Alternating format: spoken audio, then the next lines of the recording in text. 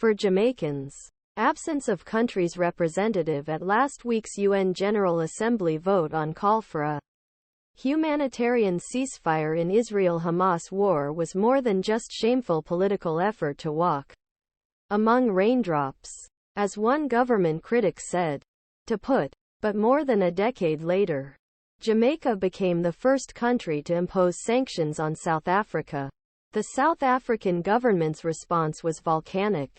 They condemned the move as a blatant intrusion into their sovereignty and called on the British colonial power to intervene and eliminate Jamaica's audacity.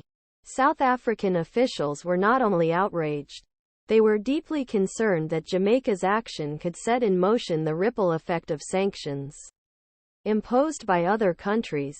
Jamaica, a member of West Indies Federation since 1958, had the potential to trigger a political chain reaction in British Caribbean.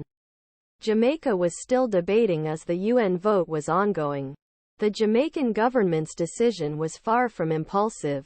The imposition of trade sanctions against South Africa had been the subject of intense discourse within the ruling People's National Party and among cabinet ministers for almost 2 years before it was made public in 1959. Witness the requirements of justice.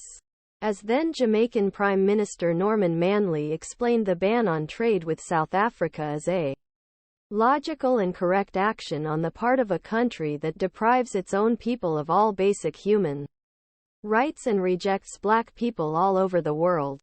The right to every human rights relationship in the world.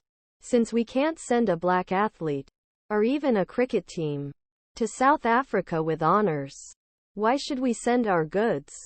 Jamaica has never been a country that's shy away from controversy or afraid to stand for justice, despite the risk of ostracism. After all, his greatest hero, Bob Marley, was the leading Caribbean figure who opposed injustice and discrimination. Prime Minister Andrew Holness came out to show solidarity with Israel in the wake of Hamas's spree, tweeting that Jamaica stands with Israel. He called for a cessation of hostilities and a return to peace within internationally accepted rules and urged them to seek diplomatic solutions. Now that Israel has overreacted against the Palestinians, it has said nothing further. And to add insult to injury, Jamaica was still in negotiations as the UN General Assembly vote continued on Friday. Or was this a deliberate move by one government with commercial ties to another? The Caribbean has always been at the forefront of condemning racial discrimination, human rights violations and religious intolerance. On the 9th of October, Caribbean Community said it abhorred the attacks in Israel and counterattacks on Palestinian territory in Gaza. He continued, the brutal nature of attacks and counterattacks is the antithesis of civilized life and living. Innocent lives are being lost amidst the enthusiasm and violence of true warriors. 12 CARICOM countries voted for